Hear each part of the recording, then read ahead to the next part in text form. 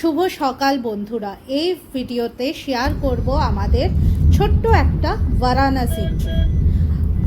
মাত্র দুদিনের জন্য যাচ্ছি। আমাদের ফ্লাইট ইন্ডিগো ছিল হিন্দন এয়ারপোর্ট থেকে। হিন্দন এয়ারপোর্ট গাজিয়াবাদে, বেসিক্যালি এটা এয়ারফোর্সের একটা বেস। ছোট্ট এয়ারপোর্ট, ঢুকেই মনে হবে শেষ হয়ে গেল। এত ছোট এয়ারপোর্ট আমি এর আগে কখনো দেখিনি। ইন্দিরা গান্ধী ইন্টারন্যাশনাল এয়ারপোর্টের রাশ কিছুটা কম করার জন্য এখানে কয়েকটি ফ্লাইট চালানো হয়, তবে বেশিরভাগই ইউপির বিভিন্ন শহরের কানেক্টিং ফ্লাইটগুলো এখান থেকে ছাড়ে, তবে খুবই কম ফ্লাইট এখান থেকে ছাড়া হয়। আমাদের ফ্লাইট এই ইন্ডিগোর এই ফ্লাইটটা, বারাণসীর এই ফ্লাইটটা এই হিন্দন এয়ারপোর্ট থেকেই। মিলিটারি বেস হওয়ার জন্য ফ্লাইটের ভেতর থেকেও ফটো নেওয়া অ্যালাউ না, আর রানওয়েতে তো একদমই অ্যালাউ না। 9:45-এ ফ্লাইট ছিল, ডিলে হয়ে 10:30টায় পৌঁছতে বারাণসী 11:30 হয়ে যায়। বারাণসী এয়ারপোর্টে আমরা নেমে গেলাম। ছোটোর মধ্যে খুব সুন্দর কিন্তু এয়ারপোর্টটা।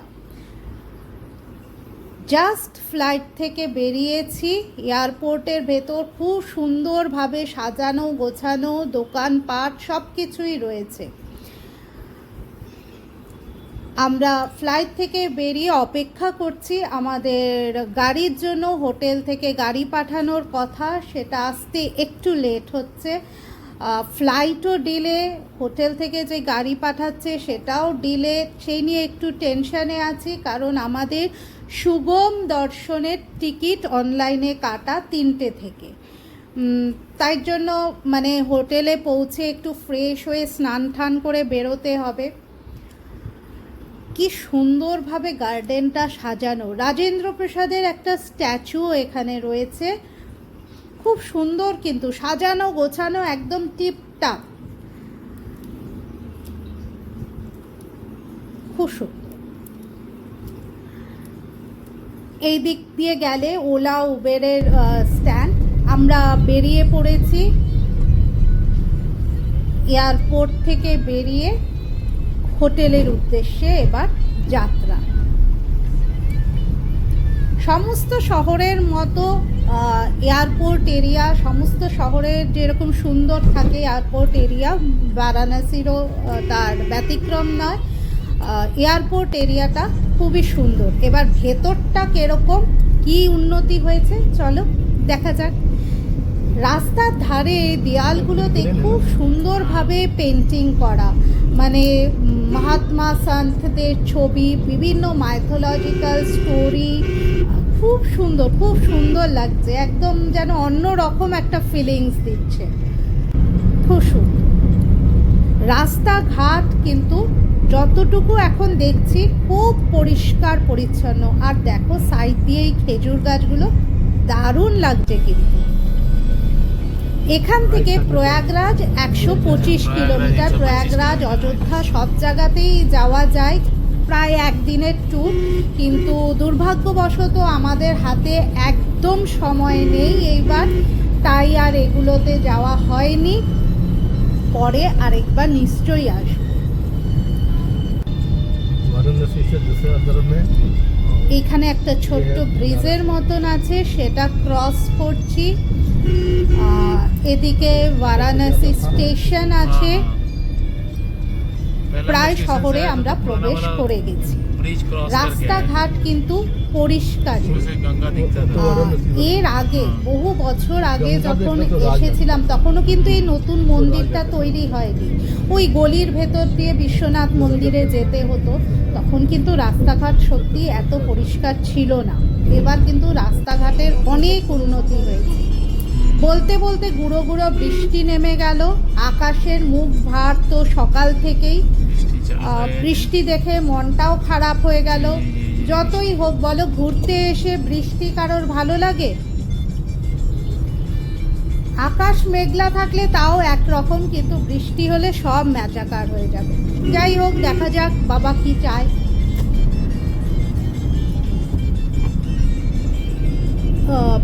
আমাদের ড্রাইভার যা বললেন যে দুদিন আগে প্রচণ্ড বৃষ্টি হচ্ছিল, প্রচণ্ড বৃষ্টি। সেই শুনে তো হৃদকম্প হয়ে গেল। কে জানে আবার আকাশের যা অবস্থা, বৃষ্টি নামতেও পারে। একদিন আগেই বোধহয় সিএম আর মতলব ইউপির সিএম আর উপরাষ্ট্রপতি এসেছিলেন এখানে, কিছু একটা উদ্ঘাটন ছিল সেই সব কারণে।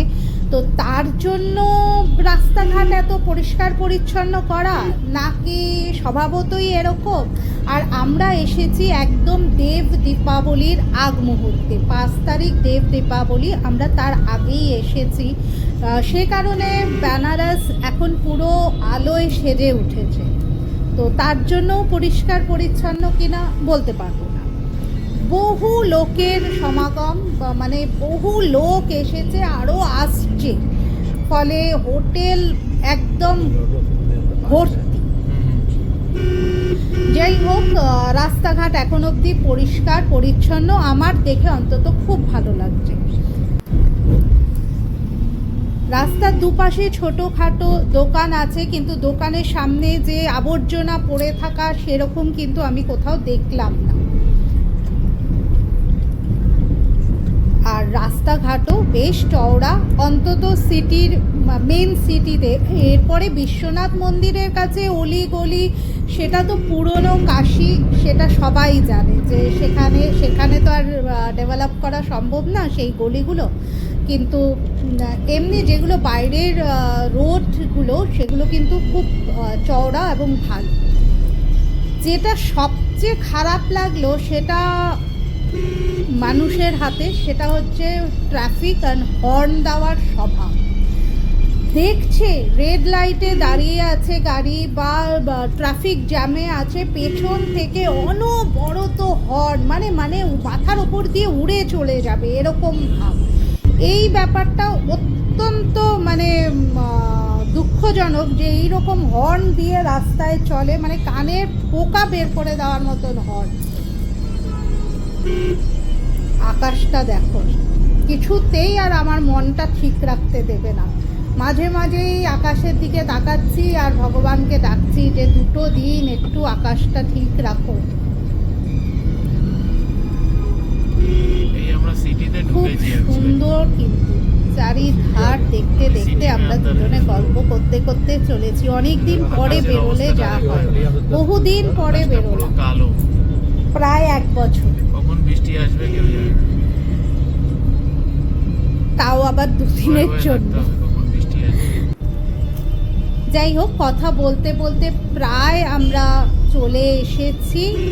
আমাদের হোটেলের দূরত্বটা, এয়ারপোর্ট থেকে হোটেলটা অনেকটাই দূরে, প্রায় 21 থেকে 22 কিলোমিটার দূরে। ফলে আর রাস্তায় একটু ট্রাফিক থাকাতে যেতে টাইম লাগছে। ঢুকে পড়েছি মোটামুটি, আর কিছুক্ষণের মধ্যেই আমরা পৌঁছে যাব হোটেল। রাস্তাঘাটে সেরকম কিছু আর বলার নেই, রাস্তাঘাট পরিষ্কার পরিচ্ছন্ন, আগেই বলেছি। এটি একটি কনভেন্ট স্কুল। এবার আসি একটা আসল কথা বলা। আমরা কিন্তু কাশী বিশ্বনাথ টেম্পল ট্রাস্টের যে ওয়েবসাইট আছে সেখান থেকে সুগম দর্শনের টিকিট কেটে নিয়েছি। সুগম দর্শনের টিকিটের যা ফি, সেটা হচ্ছে পার হেড 300 টাকা, আর এর সাথে আপনাকে একজন পুরোহিত দেবে। কথা বলতে বলতে পৌঁছে গেলাম আমাদের হোটেলে আসার পর আমাদের অভ্যর্থনা করা হয়েছিল জুস, তারপরে একটি মালা, কাঠের মালা, টিকা, এই সমস্ত দিয়ে। আমাদের হোটেলের নাম ডলফিন গ্র্যান্ড। এসে খেতে বসে যাইনি, একটু কফি টুকটাক খেয়ে নিচ্ছি, এরপরে স্নান করে মন্দিরে যাব, কারণ সারা দিন এইরকম ধকল চলছে সকাল থেকে। তো কথা বলতে বলতে পৌঁছে গেলাম মন্দিরের 4 নম্বর গেটে আপনারা সুগম দর্শনের অফিসটি পেয়ে যাবেন। সেখানে আপনাদের যে অনলাইনে কাটা টিকিটটি দেখাতে হবে এবং ওনারা আপনাকে ওই 4 নম্বর গেট দিয়েই ঢুকতে হবে, সাথে একজন পুরোহিত দিয়ে দেবেন। তবে এ কথা একদম ভাববেন না যে আপনার জন্য একজন পুরোহিত বরাদ্দ। ও সুগম দর্শনের জন্য প্রায় 10-15 জনকে নিয়ে এক একজন পুরোহিত যায়। আমরা এখন যাচ্ছি দশাশ্বমেধ ঘাটের দিকে। পুজো দেওয়া হয়ে গেছে। সুগম দর্শনের অফিসেই মোবাইল, পার্স সমস্ত কিছু আমরা জমা দিয়ে রেখেছিলাম, কারণ তখন জানতাম না মন্দিরের ভেতরেও লকার আছে। সেখানে যদি রাখতাম তাহলে কিছুটা অন্তত ফটো তোলার একটা জায়গা আছে, সেখানে ফটো তোলা যায়। কিন্তু যেহেতু আমরা অফিসে জমা দিয়ে এসেছিলাম, তাই আমরা সুগম দর্শনে গেছি যে তার ফটো তুলতে পারিনি। তবে কালকে আমাদের রুদ্রাভিষেকের টিকিটও কাটা আছে, সেই সময় ফটো তোলার নিশ্চয়ই চেষ্টা করব। পৌঁছে গেছি ঘাটে। এটি দশাশ্বমেধ ঘাট। এখানেই গঙ্গা আরতিটা হয়। লোক দেখেছো, লোকে লোকারণ্য। আর এটা একদিন দুদিনের ব্যাপার নয়, রোজই এরকম ভিড় হয়। আমরা প্রায় যখন দশাশ্বমেধ ঘাটে পৌঁছেছি তখন বাজে প্রায় 5টার মতো। অনেকক্ষণ দশাশ্বমেধ ঘাটে বসে থাকতে হয়েছে, কারণ মেইন যে গঙ্গা আরতি সেটা প্রায় শুরু হতে হতে 6:30 হয়ে যায়। দেখো কত লোক। বসে বসে দুজনে একটু লাল চা খেয়ে নিয়েছিলাম, দারুণ হয়েছিল খেতে, দারুণ। অনেক দিন পরে এরকম লেবু চা খেলাম। গঙ্গা আরতি এর আগে বহু জায়গায় দেখেছি। বেনারসে গঙ্গা আরতিটা সময়টা একটু বেশি অন্যান্য জায়গা, মানে হরিদ্বারে যেটা দেখেছি তার থেকে। আর গঙ্গা আরতি দেখার জন্য ওখানে গঙ্গার মধ্যে থেকেও আপনি দেখতে পারেন, নৌকো, লঞ্চ বিভিন্ন আছে। তবে এর কোনো সঠিক প্রাইস ট্যাগ নেই বা কোনো অফিস নেই যেখান থেকে আপনি টিকিট কাটতে পারেন। বিভিন্ন নৌকোর লোকেরা আসছে, তারা যা বলছে, কেউ মাথা পিছু 200 তো কেউ 500, যে যা খুশি চাইছে। আপনার পোষালে আপনি যাবেন, না হলে পেছন থেকে এরকমভাবে গঙ্গা আরতি দেখতে হবে। আমরা এইবার যাইনি নৌকোয়। এর আগে যখন বেনারসে এসেছিলাম তখন নৌকোয় বসেই আরতিটা দেখেছি। এইবার নৌকোয় বসে আর আরতি দেখিনি, কারণ আমাদের অন্য একটা প্ল্যান।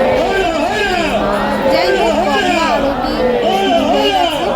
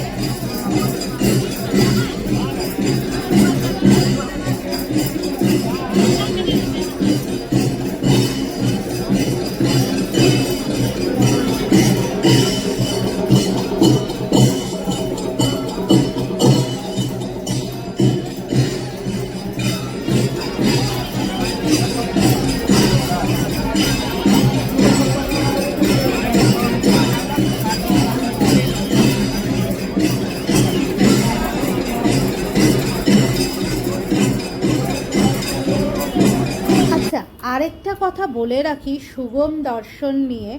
সুগম দর্শন কথাতেই আছে, দর্শনটা সুগম হবে, মানে 4টে থেকে বা 5টা থেকে উঠে যে সেই ভয়ঙ্কর লাইনে দাঁড়ানো, সেই লাইনে আপনাকে দাঁড়াতে হবে না, আপনি একদম মন্দিরের মধ্যে প্রবেশ করে যেতে পারবেন। তারপরে দর্শনের আগে যতটুকু লাইন দেওয়া থাকে, কারণ অনেকেই এখন অনলাইনে কাটে, সেই লাইনে আপনাকে দাঁড়াতে হবে। এই সুগম দর্শনে পুরোহিতের কাজ কিন্তু সেরকম কিচ্ছু নেই, আপনার ওই টিকিটটা নিয়ে আপনি নিজেও যেতে পারেন, পুরোহিত সঙ্গে থাকলে ওই একটু আলাদা ভরসা আর কি, এছাড়া আর কিছু নয়। কি সুন্দর লাগছে না গঙ্গা আরতিটা, দারুণ লাগে, কিন্তু সামনে থেকে দেখতে আরও অপূর্ব লাগে, খুব সুন্দর লাগছে। হ্যাঁ, লঞ্চে বসে বা নৌকোয় বসে দেখলে আরও ভালো লাগবে, তবে আমাদের এর আগে দেখাই আছে এটা, আর আমাদের বললাম পরে চলো একটা তোমাদের home প্ল্যান tour-টা আছে, দিয়ে দিই। তার জন্য আর করিয়ে দিই। এটা সেকেন্ড দিনের হোটেল ট্যুর। আচ্ছা, এইখানে তো আমরা তো অ্যাকচুয়ালি কালকেই এসেছি, আজকে আমাদের সেকেন্ড দিন, তবুও যাই হোক, এখানে একটা তোমার লকার আছে, সেফ আছে গোদরেজের, যেখানে ভ্যালুয়েবলস রাখা যায়। এখানে একটা ওয়ার্ড্রপ আছে, ওয়ার্ড্রপ, এখানে দুটো শুজ রাখা আছে, দুটো চপ্পলও রাখা ছিল, আমরা পরে নিয়েছি। এখানে ব্যাগ রাখার জায়গা, এখানে একটা ছোট রেফ্রিজারেটর, আমরা কালকে এই প্রসাদ নিয়ে এসেছিলাম, সেগুলো রেখেছি। ঘরটা যথেষ্ট বড়, মানে আমাদের দুজনের পক্ষে তো একটু বেশিই বড়, এতটা বড় না হলেও চলতো। এখানে একটা সোফা, এইখানে একটা ডাবল বেডরুম, এখানে আর একটা বেড। অ্যাকচুয়ালি এটা সুপিরিয়ার ডিলাক্স রুম, এখানে মোটামুটি 4 থেকে 5 জনের জন্য ঠিক আছে, কিন্তু আমরা দুজন ছিলাম, ডিলাক্স রুমে বুক করা যেত, কিন্তু এরা যাই হোক সুপিরিয়ার ডিলাক্সে বুক করে দিয়েছে। এখানে একটা ফোন আছে, এখানে একটা ড্রয়ার, এখানে এইদিকে একটা ড্রয়ার, এই পাশে একটা লম্বা তাক, সবচেয়ে বড় তাক, এখানে একটা বসার জায়গা, এখানে একটা টিভি, এখানে ডাস্টবিন। যাই হোক, এইখানে বসে খাবার দাবার যদি কেউ অর্ডার করে ঘরে, তাহলে এখানে বসেই খেতে পারে। আর এইটা হচ্ছে এন্ট্রি, ওপরে প্যানেলিংটা খুব সুন্দর। আর সবচেয়ে ভালো যেটা হচ্ছে এই হোটেলের, সেটা হচ্ছে রাত্রিবেলা সবকটা লাইটই নেভানো যায়, বাকি শুধু টয়লেটের সামনে লাইটটাই জ্বলে, যেটা আমি অনেক হোটেলেই দেখিনি। সেটা রাত্রিবেলা ঘুমাতে খুব অসুবিধা হয় না হয়তো। এইবার আমি যাচ্ছি টয়লেটে, এই হচ্ছে এন্ট্রি, এইদিকে একটা স্নান করার জায়গা, আর বাকি পরিষ্কার পরিচ্ছন্ন সব কিছু দিয়েছে এরা টয়লেটরিজের মধ্যে। বাকি আমার মনে হয় না কিছু আনার জন্য আছে, shaving kit, toothbrush kit, shower cap, comb, dental kit, এখানে সাবান। আর এইটা হচ্ছে টয়লেট। অ্যাকচুয়ালি টয়লেটের জায়গাটা একটু ছোট, রুমটা যতটা বড়, টয়লেটটা আর একটু বড় হলে হয়তো ঠিক ছিল, কিন্তু টয়লেটটা খুবই ছোট। যাই হোক, তবে খুব একটা কনজেস্টেড না, কিন্তু রুমটা বড়। এখানে সেন্ট্রালি এয়ার কন্ডিশন আছে, আমরা 25 ডিগ্রিতে সেট করা আছে, এটা চাইলে আপনি বাড়াতে কমাতেও পারেন। এইটা হচ্ছে টোটাল রুম ট্যুর, খুবই ভালো। রেস্টুরেন্ট সাথেই আছে, নিচে উদুপি সাগর, আর এটার নাম হচ্ছে ডলফিন গ্র্যান্ড। এদের আর একটা প্রপার্টি আছে একটু সামনে, ডলফিন ইন্টারন্যাশনাল বলে, তবে এইটা একটু লাক্সারি প্রপার্টি। তো রুমগুলো খুবই সুন্দর এবং ভালো। এখানে চা, কফি কিট সবই দেওয়া আছে। সকালে কারো যদি চা করে খেতে হয়, সে নিজেই করে খেতে পারবে, যতক্ষণ না রেস্টুরেন্ট খুলছে। 7:30 থেকে অ্যাকচুয়ালি এদের বুফে ব্রেকফাস্ট শুরু হয়, তার আগে অনেকেরই চায়ের রিকোয়ারমেন্ট থাকে, তো সেজন্য এগুলো এখন দেওয়াই থাকে। সেন্ট্রাল এয়ার কন্ডিশন, বারবার সেজন্য এসি বন্ধ করার বা ইয়ে করার দরকার নেই, আপনি টেম্পারেচার সেট করে চালিয়ে দিন এসি, বাস ও চলতে থাকবে। লক, গোদরেজের লক দিয়েছে, বাইরেও লক আছে, ভালো। তবে দামটা একটু বেশি, আমাদের এক নাইটের নিচ্ছে প্রায় 8,000 টাকা, ইনক্লুডিং অল ট্যাক্সেস বগেরা সঙ্গে, কমপ্লিমেন্টারি কন্টিনেন্টাল ব্রেকফাস্ট। তো ব্রেকফাস্টের অপশান অনেক আছে, তবে পুরোটাই ভেজ। এখানে উইদিন 3 কিলোমিটার মধ্যে বেনারসে কোথাও নন ভেজ বগেরা কিছু নেই, আগেও আছে কিনা জানি না, তবে পুরোটাই ভেজে। তো তবে ব্রেকফাস্টে ভালোই অপশান আছে। আজকে সকালে আমরা করেছি। রাত্রে সাধারণত বাফে ডিনার নেওয়াটাই ভালো, 1000 টাকায় হয়ে যায়, 500 টাকা পার পারসন ইনক্লুডিং জিএসটি। আর আলা কার্টে নিতে গেলে তার চেয়ে বেশি খরচ পড়ে দুজনের জন্যে। 4-5 জন থাকলে ঠিক আছে, দুজনে একটা খাওয়াও যায় না, নষ্ট হয়, তার উপর পয়সাও লাগে। 300 টাকার নিচে কোনো প্লেট নেই, একটা রাইসও 200 টাকা। একটু ওভার প্রাইসিং আছে এই হোটেলে, তো ঠিক আছে, পরিষ্কার পরিচ্ছন্ন সব কিছু নিয়ে ভালো, রেকমেন্ডেড।